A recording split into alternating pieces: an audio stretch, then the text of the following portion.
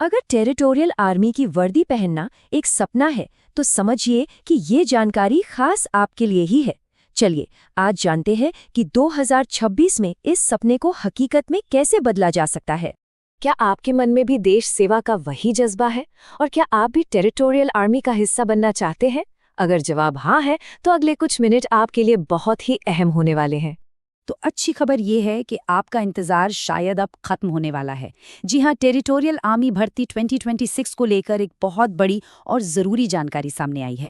तो चलिए सबसे पहले बात करते हैं और सबसे बड़ी खबर की, जो सीधे सीधे भर्ती की तारीखों से जुड़ी हुई है। ध्यान दीजिए, जोन 2 के लिए जो भर्ती रैली है वो मई या जून 2026 में होने की पूरी संभावना है। इसका सीधा मतलब क्या है? मतलब ये कि तैयारी के लिए अब बहुत ज़्यादा वक्त नहीं बचा है। देखिए, सफलता का पहला नियम ही यही है, सही समय पर शुरुआत करना। तो जब रैली की तारीखें सामने दिख रही हैं तो सबसे बड़ा सवाल ये उठता है कि भाई इसमें हिस्सा कौन कौन ले सकता है। चलिए फटाफट जोन 2 के लिए योग्यता और उम्र की शर्तों को समझ लेते हैं। ये भर्ती खास तौर पर जोन 2 के लिए है। तो अगर आप उत्तर प्रदेश, बिहार, झारखंड, मध्य प्रदेश या फिर छत्तीसगढ़ के रहने वाले हैं तो समझ लीजिए ये सुनहरा मौका सीधे आपके दरवाजे पर दस्तक दे रहा है। लेकिन एक मिनट, टीए आर्मी की भर्ती में ऐसी क्या खास बात है जो इसे दूसरी भर्तियों से बिल्कुल अलग बनाती है? जवाब है 42 साल की उम्र तक का मौका। जी हाँ, आपने बिल्कुल सही सुना। इसकी जो अधिकतम उम्र सीमा है वो 42 साल है और यही चीज़ इसे उन लोगों के लिए एक असाधारण मौका बनाती है जिनका सपना किसी न किसी वजह से अधूरा रह गया था। और सच कहूँ तो यही वो सबसे बड़ी वजह है जिसके चलते बहुत से लोग टेरिटोरियल आर्मी को इतना पसंद करते हैं। ये उम्र सीमा असल में देश सेवा के लिए एक दूसरा मौका देती है। उम्र के अलावा अगर पढ़ाई लिखाई की बात करें तो वो भी काफ़ी सरल रखी गई है। सोल्जर जीडी के लिए सिर्फ 10वीं पास, क्लर्क के लिए 12वीं पास और ट्रेड्समैन के लिए तो 8वीं या 10वीं पास होना ही काफ़ी है। तो अगर आप ये सारी योग्यता की शर्तें पूरी करते हैं तो अगला कदम है सिलेक्शन प्रोसेस को समझना। ये सफ़र कई पड़ावों से होकर गुजरता है और हर पड़ाव आपकी काबिलियत को अच्छे से परखेगा। ये पूरी प्रक्रिया 4 मुख्य हिस्सों में बटी है। सबसे पहले होगा आपका फिजिकल टेस्ट, फिर होगी लिखित परीक्षा, उसके बाद होगा मेडिकल टेस्ट और सबसे आखिर में आएगी फाइनल मेरिट लिस्ट। याद रहे, हर पड़ाव बहुत ज़रूरी है।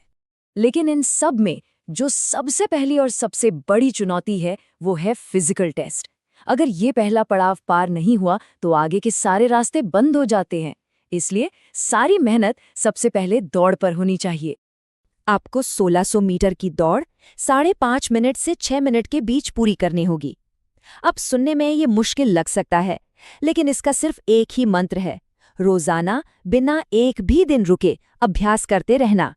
तो सवाल ये है कि इस लक्ष्य को हासिल करने के लिए तैयारी का सही तरीका क्या होना चाहिए। चलिए अब जरा सफलता की पूरी रणनीति पर बात करते हैं। अपनी तैयारी के लिए इस रूटीन को अपना कर देखिए। सुबह जल्दी उठकर दौड़िए। शुरुआत 1 किलोमीटर से कीजिए, फिर धीरे धीरे इसे 2 किलोमीटर तक ले जाइए। और सबसे ज़रूरी बात, हर हफ्ते अपनी स्पीड बढ़ाने की कोशिश ज़रूर कीजिए। देखिए, शारीरिक मेहनत के साथ साथ सही डाइट भी उतनी ही ज़रूरी है। तो अपनी डाइट में दूध, केला और अंडे जैसी पौष्टिक चीज़ें ज़रूर शामिल कीजिए। अच्छा, फिजिकल तैयारी के साथ साथ अपने डॉक्यूमेंट्स भी टाइम पर रेडी कर लीजिए। आधार कार्ड, मार्कशीट, निवास प्रमाण पत्र और फोटो, ये सब कुछ एक फाइल में इकट्ठा करके रख लें। और हाँ, अगर एनसीसी सर्टिफिकेट है तो उसे भी साथ जरूर रखें। अब आते हैं सबसे ज़रूरी बात पर। अगर आप वाकई में ये मौका हाथ से जाने नहीं देना चाहते तो इस आखिरी सलाह को हमेशा याद रखिएगा। सलाह बहुत सीधी और सरल है। जो युवा टीए आर्मी में जाना चाहते हैं वो इंतजार मत करो। इसका मतलब है कि सही समय का इंतजार करने के बजाय आज को अभी कोई सही समय बनाओ। तो संदेश एकदम साफ है। अगर वर्दी पहनना ही लक्ष्य है तो पहला कदम आज ही उठाना होगा। आज से ही दौड़ना शुरू कीजिए, अनुशासन को अपना साथी बनाइए और अपना पूरा ध्यान सिर्फ और सिर्फ मंजिल पर रखिए। तो अब ये आखिरी सवाल अपने आप से पूछिए, वर्दी पहनकर देश की सेवा करने का ये सुनहरा मौका सामने है, क्या आप इसे हासिल करने के लिए अपनी पूरी ताकत झोंकने को तैयार